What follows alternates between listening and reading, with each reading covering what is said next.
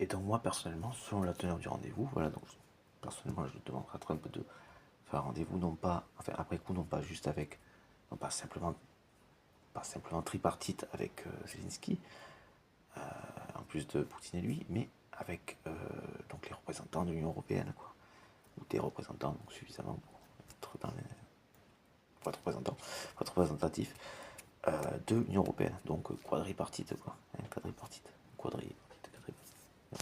j'ai bien chargé. Voilà, et donc effectivement avec cette annonce qui, objectivement, effectivement, à un moment donné, il va y avoir une intervention militaire, et que Poutine pense être à même de nous menacer ou pas, ou considère qu'il est encore en capacité de nous menacer ou de tout simplement l'ouvrir comme il le fait, bah, qu'il le pense ou pas, ça relève de la croyance, hein, et du fait qu'on ne réagisse pas suffisamment, hein, mais ça c'est nous qui sommes dans la croyance, donc genre il sera même deux.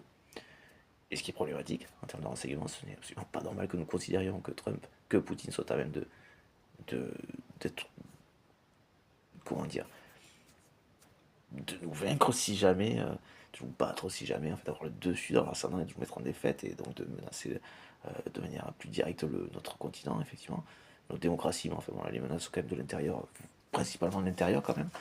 Ce qui fait que ça traîne jusqu'à 2030 et qu'on n'est pas encore intervenu, qu'on n'est pas encore intervenu par exemple. Hein, voilà, ça c'est parce que les menaces, ça sont nos menaces intérieures, ça. Macron, enfin, bon, ceux qui pensaient faire chacun leur petite dictature en Union Européenne. Voilà.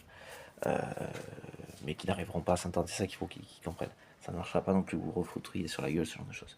Hein, par exemple, les gens qui n'intègrent jamais rien, ça peut paraître étonnant, mais ce sont des gens qui n'intègrent jamais rien. Ils sont débiles, ils sont déficients. Un petit copain narcissique sociopathe. Les dictateurs qui t'ont répété encore et toujours, encore une fois. Hein. Bon, enfin, voilà.